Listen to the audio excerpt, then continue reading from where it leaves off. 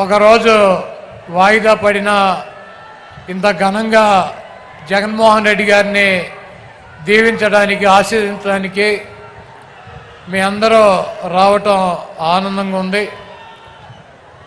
ఈ రాష్ట్రంలో 5 సంవత్సరాల నుంచి జగన్మోహన్ రెడ్డి గారి పరిపాలనలో స్కూల్కి వెళ్ళేటువంటి పిల్లల కాడి నుంచి వృద్ధాప్యం వచ్చినటువంటి అవ్వాతాతల వరకు వాళ్ళకి కావలసినటువంటి ప్రతి అవసరాన్ని తీర్చుతున్నటువంటి ప్రభుత్వం వైఎస్ జగన్మోహన్ రెడ్డి గారి ప్రభుత్వం.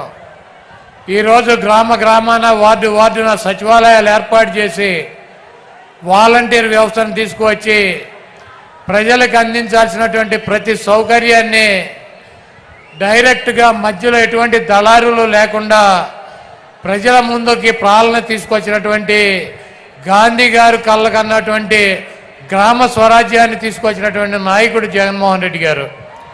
అదేవిధంగా స్కూలు పిల్లలకి వాళ్ళకు కావాల్సినటువంటి ఇంగ్లీష్ మీడియం విద్య, వాళ్ళకు కావాల్సినటువంటి బట్టలు, పుస్తకాలు, తిండి అన్నీ కూడా ఒక తండ్రి స్థానంలో చూసినటువంటి వ్యక్తి జగన్మోహన్ రెడ్డి గారు. అదేవిధంగా ఆరోగ్యశ్రీ ద్వారా ఈ రాష్ట్రంలో ఉన్నటువంటి అనేక మంది నిరుపేదల ప్రాణాలను కాపాడినటువంటి వ్యక్తి డాక్టర్ వైఎస్ రాజశేఖర రెడ్డి గారు. అయితే ఆయన చూపించినటువంటి దారి కన్నా 4 అడుగులు ముందుకు వేసి ఈరోజు గన్నవరం నుంచి గుడివాడ వస్తుంటే అనేక మంది ఆరోగ్య సమస్యలు ఉన్నవారు ఒక్కసారి ఆయన కనుక చూపించినట్లయితే దానికి ఎంత ఖర్చు అయినా ఆయన పరిష్కారం చూపిస్తారని చెప్పి కొండంత ఆశతో ట్రీట్మెంట్ జరుగుతున్నటువంటి పిల్లల్ని కూడా తీసుకొచ్చి రోడ్డు మీద ఆయనకు చూపించాలన్నటువంటి ఉద్దేశంతో మరి అంత నమ్మకం పెట్టుకుని ఆయనకు చూపిస్తున్నారంటే ఒక వ్యక్తి మీద ఈ రాష్ట్రంలో ఉన్నటువంటి ప్రజలకు ఉన్నటువంటి నమ్మకం. అదేవిధంగా జగన్మోహన్ రెడ్డి గారిని ఎదుర్కోలేక చంద్రబాబు నాయుడు గారు ఒక కూటమి కట్టాడు, మాయ కూటమి. ఆయన వదిన పురంధరేశ్వరిని బీజేపీలో అధ్యక్షురాలను చేశాడు. అదేవిధంగా ఆయన దత్తపుత్రుడిని పవన్ కళ్యాణ్ ఓ పక్కన పెట్టుకున్నాడు, ఒక ఉత్తపుత్రుడిని ఓ పక్కన పెట్టుకున్నాడు. వీళ్ళందరినీ పెట్టుకుని కూడా సిద్ధం సభల ద్వారా జగన్మోహన్ రెడ్డి గారికి వస్తున్నటువంటి ప్రజాదరణని తట్టుకోలేక జగన్మోహన్ రెడ్డి గారిని రాజకీయంగా ఎదుర్కొనలేక చౌటలాగా దద్దమ్మలాగా వెనక నుంచి జగన్మోహన్ రెడ్డి గారిని భౌతికంగా ఇక్కడి నుంచి తొలగించాలన్నటువంటి ఉద్దేశంతో మరి మొన్న అర్ధరాత్రి విజయవాడలో ఆయన మీద దాడి జరిగింది.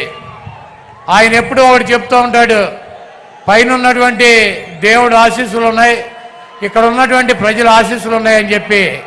అన్న మీకు తప్పకుండా ఆ దేవుడి ఆశీస్సులు ప్రజల ఆశీస్సులు ఉన్నాయి కాబట్టి మీకు ఒక అంగుళం పక్కకి జరగల, ఒక అంగుళం కిందకి జరగల. మీకు బలమైనటువంటి నుదుల మీద తగిలి అది ఆ దేవుడు మిమ్మల్ని కాపాడాడు. ఆ ప్రజల ఆశీస్సులతో మీరు రాబోయే రోజుల్లో తప్పకుండా ఇంకొక 50 రోజుల్లో ఈ రాష్ట్రానికి ముఖ్యమంత్రి అవుతారు. చంద్రబాబు కాదు కదా, వాడి బాబు ఖర్జూర నాయుడు వచ్చినా కూడా మీ ఎంట్రిక ముక్క కూడా పీకలేడు. మీ దమ్ము, మీ ధైర్యం, మీ ఉన్నటువంటి నిబద్ధత మేము దగ్గర నుంచి చూసినటువంటి వ్యక్తులు. మీది స్వచ్ఛమైనటువంటి చిరునవ్వు, మీరు చెప్పినటువంటి మాట తూచా తప్పకుండా నిలబడేటువంటి తత్వం మీది. ఒక ఓటు కోసం, ఒక పదవి కోసం ఒక్క చిన్న అబద్ధం కూడా మీతో చెప్పించలేనటువంటి పరిస్థితి 5 సంవత్సరాలుగా మేము మిమ్మల్ని దగ్గర నుంచి చూసాం. ఒక్క చిన్న అబద్ధం చెప్పండి అన్న అని చెప్పి బతిమాలను కూడా ఒక చిన్న అబద్ధం కూడా చెప్పించలేము ఆయనతో. ప్రజలకి ఇచ్చినటువంటి మాట కోసం, క్యారెక్టర్ కోసం రాజశేఖర రెడ్డి గారు చూపించినటువంటి దారిలో ప్రజల గుండెల్లో చిరస్థాయిగా నిలిచిపోవాలన్నటువంటి మనస్తత్వంతో ఎన్ని కష్టాలున్నా, ఎన్ని ఇబ్బందులున్నా, ఎన్ని బాధలున్నా ముఖంలో చిరునవ్వు చెదరకుండా మన ముందు నిలబడేటువంటి వైఎస్ జగన్మోహన్ రెడ్డి గారికి ఈ రాష్ట్ర ప్రజలు మరొక్కసారి పట్టం కట్టాలని చెప్పి మీ అమూల్యమైనటువంటి ఓటు, మీ 2 ఓటుల్ని ఫ్యాను గుర్తు మీద ముద్రించి జగన్మోహన్ రెడ్డి గారికి విజయాన్ని అందించాలని చెప్పి ఈ దుర్మార్గుడైనటువంటి దొంగ అయినటువంటి 420 అయినటువంటి చీటర్ అయినటువంటి వెన్నుపోటుదారుడైనటువంటి చంద్రబాబు నాయుడిని పాతాళంలో పాతి పెట్టాలని చెప్పి చంద్రబాబు నాయుడు మొన్న చెప్తున్నాడన్న, జగన్మోహన్ రెడ్డి నీ కత్తేలుస్తానని. చంద్రబాబు ఇదే నీకు ఆఖరి ఎన్నికలు. జగన్మోహన్ రెడ్డి గారు అంతు చేల్చాలంటే నువ్వు ఒక జన్మెత్తాను, ఇంకో జన్మ. కాబట్టి రాష్ట్ర ప్రజలు దేవుడి ఆశీస్సులు ఉన్నటువంటి జగన్మోహన్ రెడ్డి గారిని మీ అందరూ దీవించాలని చెప్పి మీ అమూల్యమైనటువంటి ఓటు 2 ఓట్లు ఫ్యాను గుర్తు మీద వేసి మీ ప్రాంతంలో ఉన్నటువంటి శాసనసభ్యుడిని, పార్లమెంట్ సభ్యుడిని గెలిపించి జగన్మోహన్ రెడ్డి గారికి మేమంతా ఉన్నాం మీ వెనకాల సిద్ధంగా అని చెప్పి మనం ఒక మెసేజ్ ఇవ్వాలని చెప్పి కోరుకుంటూ మరి సెలవు తీసుకుంటున్నాను.